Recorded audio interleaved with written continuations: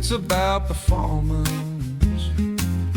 Oh, it's about performance. Yes, it's about performance. It's about performance back on the job. Hi, this is Guy Wallace, and this is the Pursuing Performance Podcast. Welcome. Hello, everyone. Today I'm chatting about pursuing performance in the L&D space in an enterprise context with my guest, Ryan Tracey. Ryan, could you please introduce yourself quickly to our audience for those who might not be familiar with you? And we'll wrap up this episode later talking about you, your work, your offerings, and how people can connect with you. Thanks, Guy. Thanks for having me on your podcast. Yes, I'm a learning and development professional based in Sydney. I've been in the profession for over 20 years now, mostly in financial services, but not exclusively. And I'm in between gigs at the moment, so you've caught me at a good time. Yes, I've been trying to pin you down to do an interview with you, either on video or audio, for it seems like a long time. I don't know if it's quite a decade, but in my own mind, it might be. Crikey, don't say that. So let's talk about this thing that I call performance-based instruction. And of course, many people have many different names for this, and this has been true since I got in the business back in 1979. But I include in instruction both performance guides and otherwise known as job aids or performance support, and then learning experiences, which have traditionally been known as training or instruction, and nowadays it's learning. When and how, in an enterprise learning context, do you determine that instruction may or may not be the solution or the only solution required to address any perceived gaps that initiated the request? So let's start with, what do you call these L&D outputs that I refer to as performance guides and learning experiences? Yeah, I use the same terminology. I use the phrase learning experiences. To me, it covers learning and training, formal, informal, whether it was an online course, workshop, article, coaching, whatever. They're all learning experiences. And I also use the phrase performance support because that's really what it is. But I do tend to use job aid when I'm referring to a specific example of performance support. If it's a checklist or a user guide or even a discussion forum, something like that. Yes, well, thank you. So how do you determine whether instruction may or may not be the solution? Can you give us the short answer, and maybe we will dive into it a little bit later? Yeah, I think it comes down to the upfront analysis in the first place. And I know that you're a big fan of that. I think, people get tied up with the language. Is it a performance needs analysis or a training needs analysis? I don't really mind what you call it. If you do call it a training needs analysis, I think you just have to bear in mind that training might not be the answer. That could be a conclusion that you come to. So it just depends on what the problem is or the blocker is or what you're trying to achieve in terms of the terminal performance, to use one of your phrases. And that could be due to any number of factors, and training may be one of them, might not be one of them.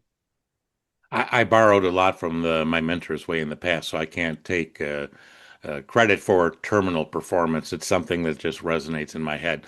So how do you determine the success of the outcomes for the kinds of L&D outputs that you produce? Well, I'm a fan of Kirkpatrick, and I know it's uncool to say that these days, but I do think that his model covers, really important things that we should be measuring. So, for example, if you take level one, the happy sheet, that gets a lot of heat in our business. Many of our peers say it doesn't matter if our learners liked a learning experience or not, but I actually disagree. And I call happy sheets unhappy sheets, because if there's a problem, you really need to know about it so that you can fix it, because it might be a broken link or inaccurate content or something else that's actually quite important. So without an avenue for that kind of feedback, you might be none the wiser. And even if the feedback is more subjective than that, I think we still have to appreciate that what our audience thinks matters, because they're the people that we're serving. And if they don't like it, they won't do it, or they won't do it again.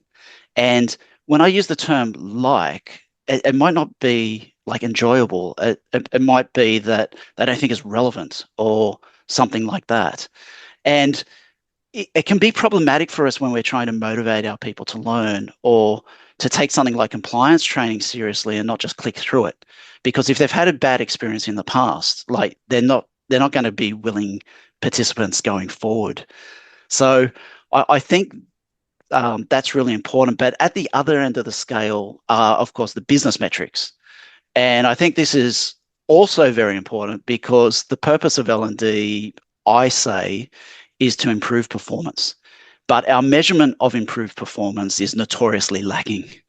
So I know there are various reasons for that. They're valid reasons. I'm not discounting them, but it's a challenge that I think as L&D professionals, we really have to overcome because it's why we do what we do.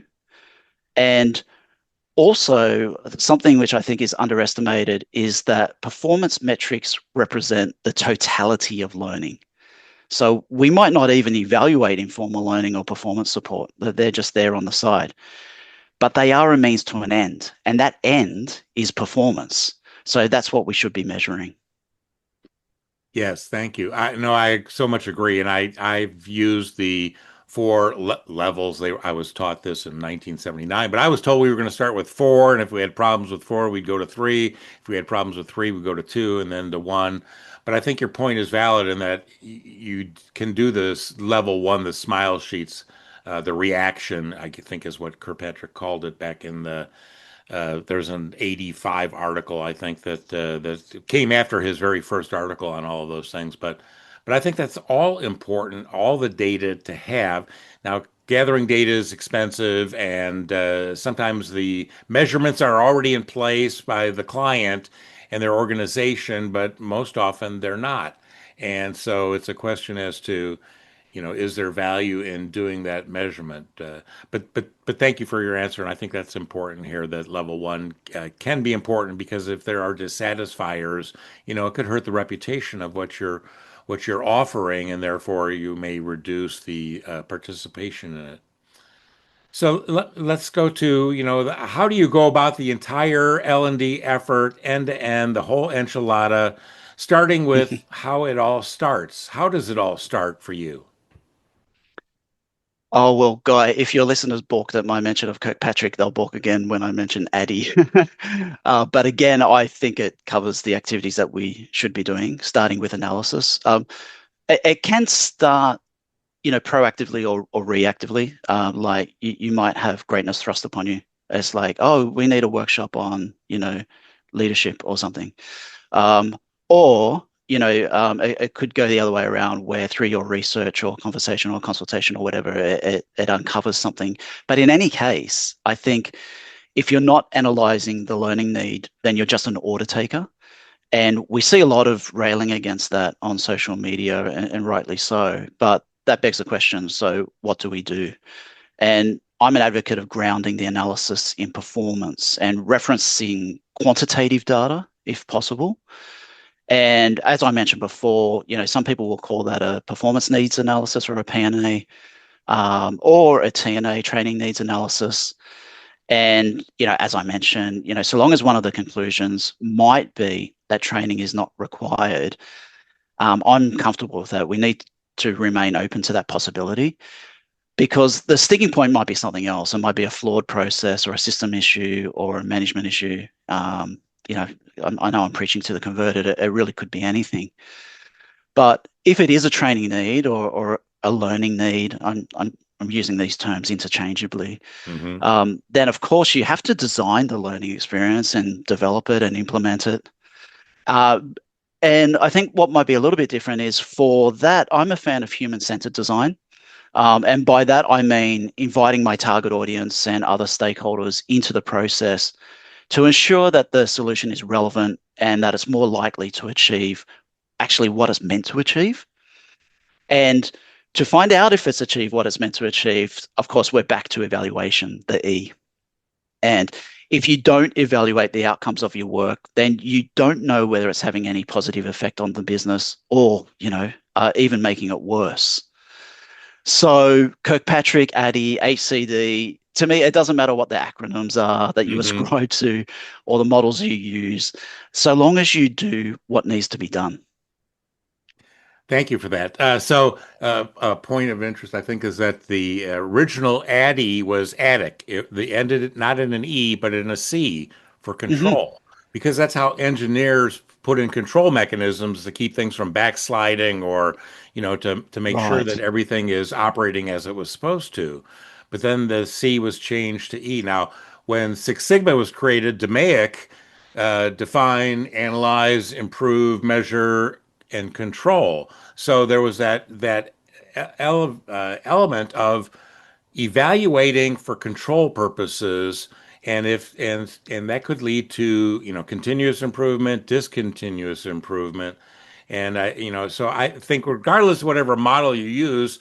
Many of my clients in the past were engineering organizations, and they had the equivalent of an ADDIE model. Right. And instead of it being A for analysis, they had customer requirements because it all started with, what does the customer require? What's the performance require for us? And we call that, analysis. And other people might call it discovery because, they can't use the analysis word because everybody's fearful of analysis paralysis. Right. And these things come and go because they're different ways of cutting the same thing, right? And basically, what I think these models and acronyms are trying to do is cover all the bases that you really should be covering. And if you find use in them, good for you. If you want to use a different model, good for you. Just so long as you're doing what needs to be done. I think that's the key point there. Yeah, the proof is in the pudding there in the evaluation or control effort Absolutely. at the near the end. So let's shift gears a little bit here.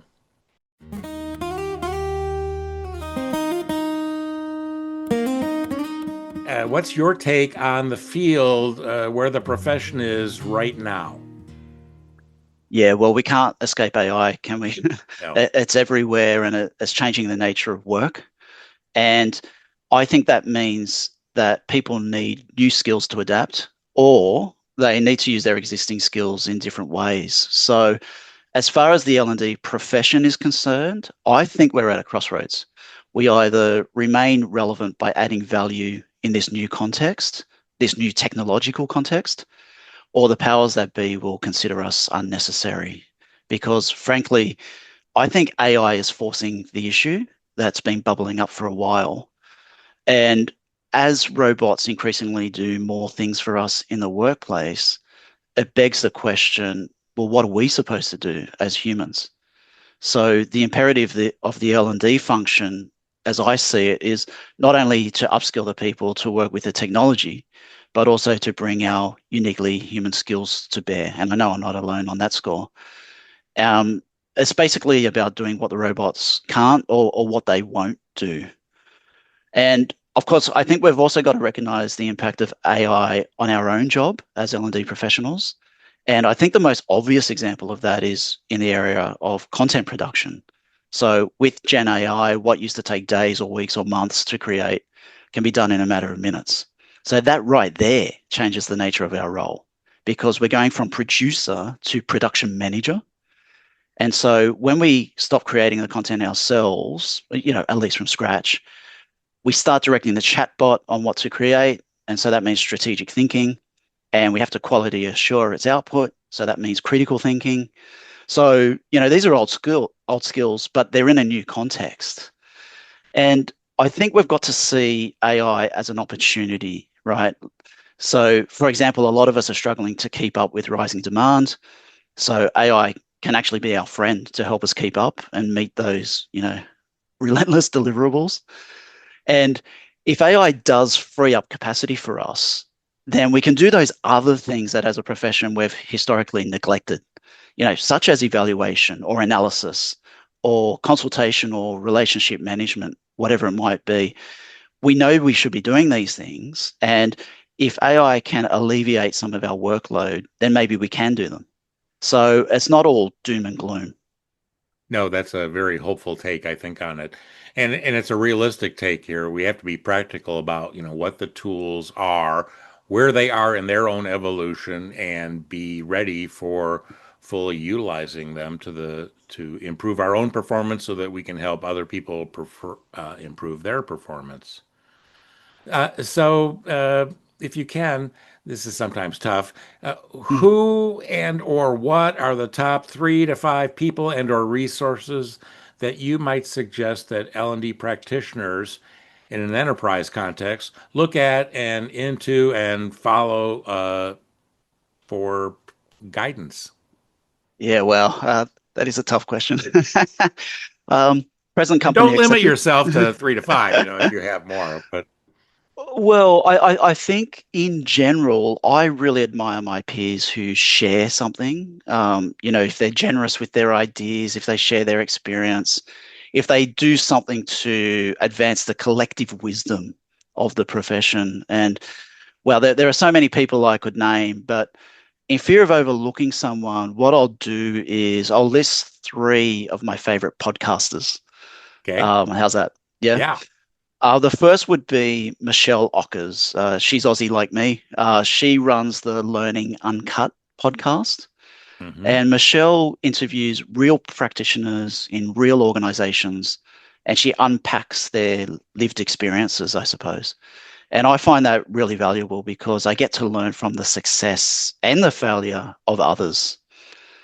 The next one would be David James from the UK. I don't know if you know David. He runs the L&D podcast. Hmm. I really love the way he thinks. He's been there, done that. He knows what works. He knows what's missing in how we approach L&D, particularly at scale, which I think is a increasingly important lens that L&D looks at in globalized world, etc. And the third person I would say is Vidya Kumar in India. Uh, I don't know if you know Vidya. She runs the Learning Plus podcast. And what I find interesting about her take is that she focuses on various aspects of L&D that all add up to make a difference. And she reminds me of Al Pacino's speech in Any Given Sunday. Any Given Sunday. It's a game of inches. The inches we need are everywhere around us, because there's so many ways that we can improve what we do. And I find her take on that really insightful. Well, thank you for those. Yes, I am familiar with all 3. Do you have any final words of advice for our audience until we kind of, focus back on you and your experience? So, what advice do you have for, people in the L&D profession? Yeah, I guess my advice is to take AI seriously, because as I said, it's changing the nature of work. So just compare the workplace now to what it was like before computers or the internet.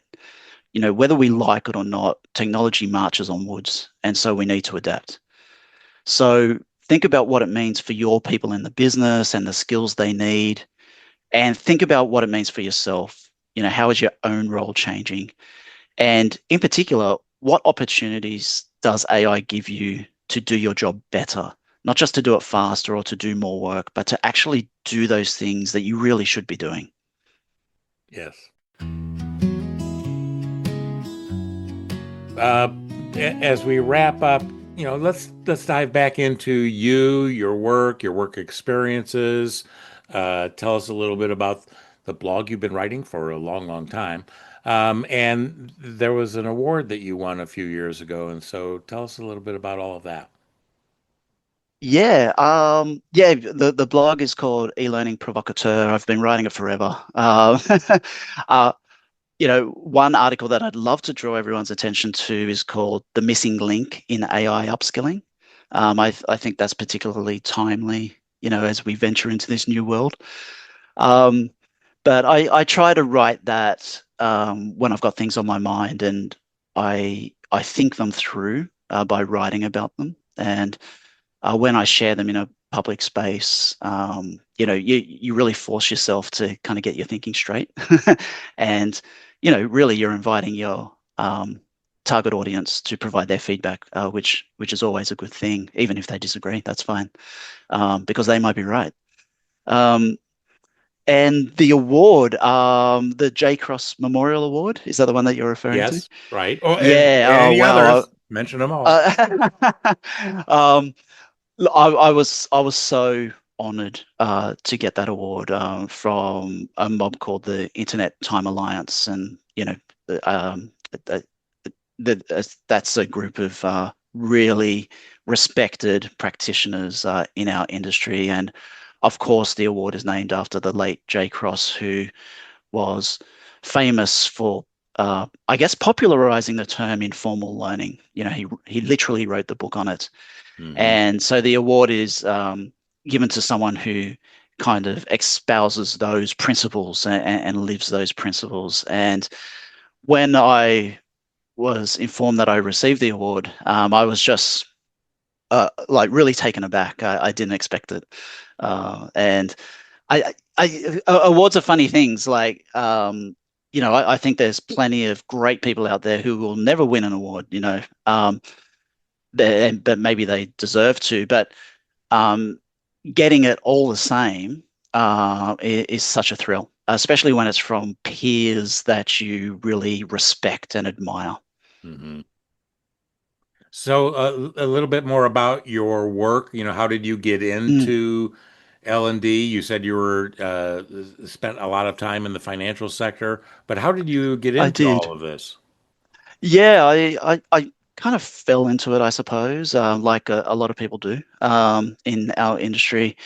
I was working at a book company. They created textbooks for universities, one of the famous companies, and it was the local branch here in Sydney.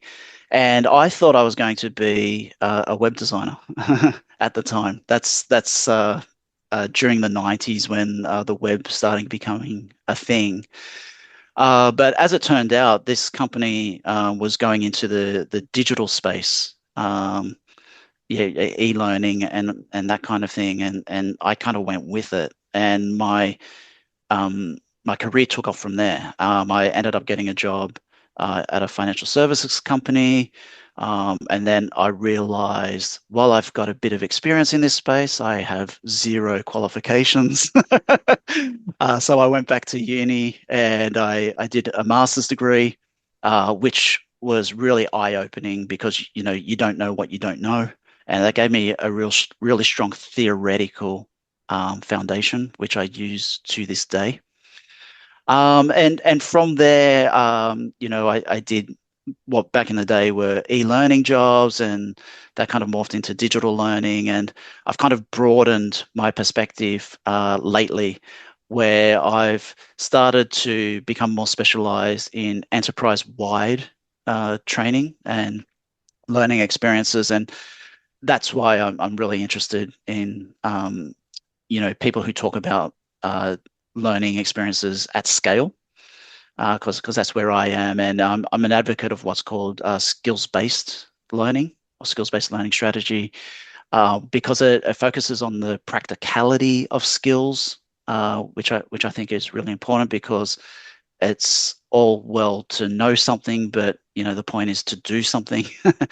And skills-based learning, in my opinion, at least, is also about the validation of skills. So it's not just about doing a course or getting a certificate or getting some kind of qualification.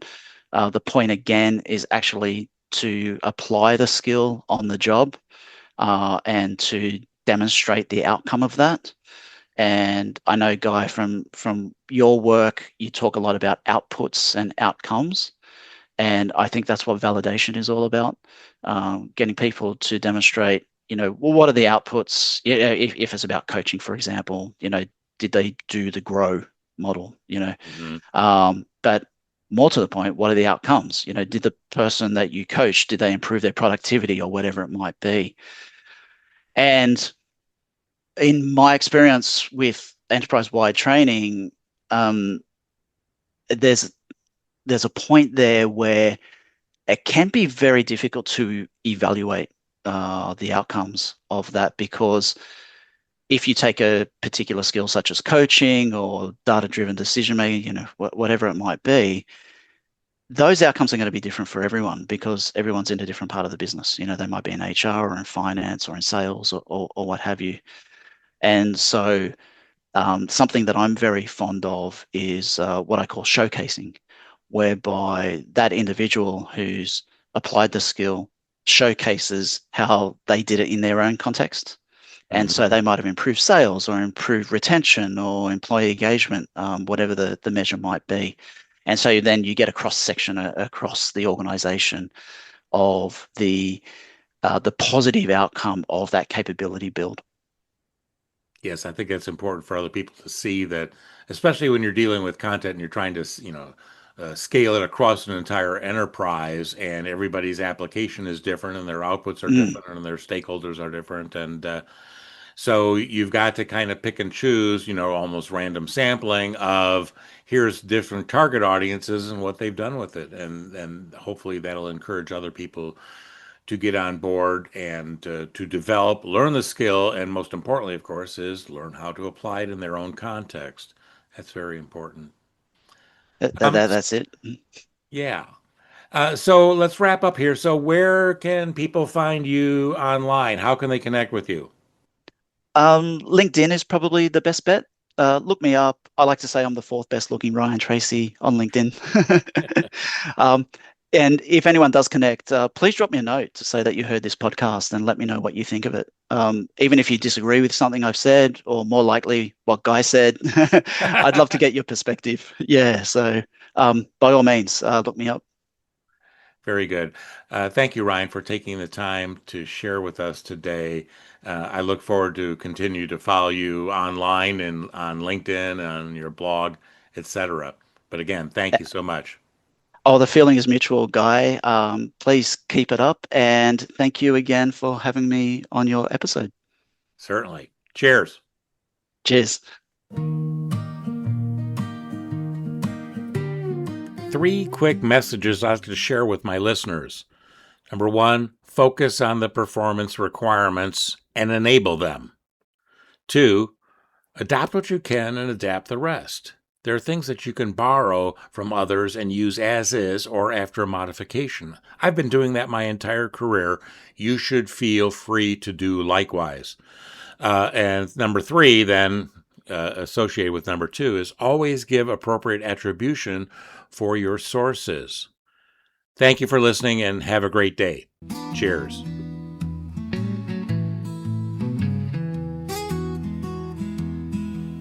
It's about performance. Oh, it's about performance. Yes, it's about performance. It's about performance back on the job. It's about performance.